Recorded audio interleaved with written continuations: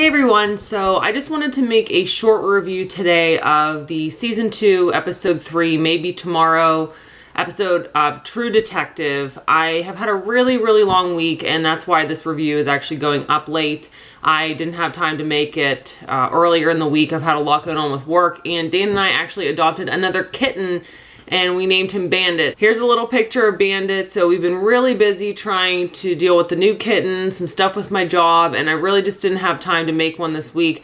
But to be honest, the reason I wasn't really even that excited to make one is that I really didn't like this episode this week. I thought it was really boring. Just a lot of, jibber jabber about, people investigating stuff here, people looking at this here, some conversations happening over there. It wasn't that exciting for me. Hopefully with the last 5 episodes, I think this season has 8 episodes total, like the last one. I'm hoping that stuff really starts to go down. We saw, and I talked about, Ray in the last episode.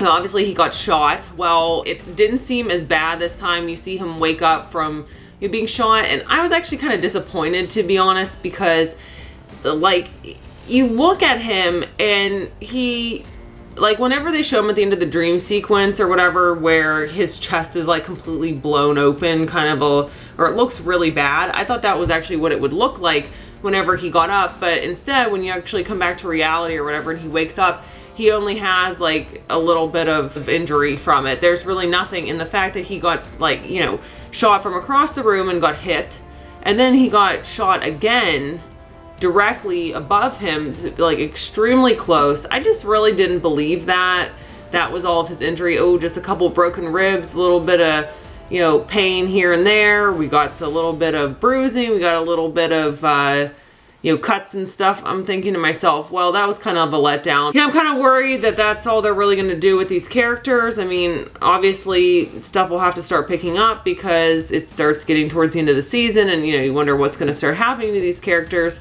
Frank was a little bit prominent in this episode. It looks like people are kind of coming after him. They kill one of his guys towards the end of the episode. And so, is he wondering, are they coming after him? Are they sending him a message? So that was kind of interesting. Frank also goes back to that club or whatever and talks to the guy. They have a fight. I couldn't even watch him pull out those teeth or whatever. I don't even know if he actually pulled them out because I wasn't watching that part. It was a nice little fight scene. Okay, cool. And then at the end, we kind of see how Ray and Bezzerides are investigating some of their leads, and then some guy puts their entire car on fire. He's got a mask on. They're chasing him down the street, and of course they can't catch him, so we don't know who is really doing all of this, who's coming after all of them.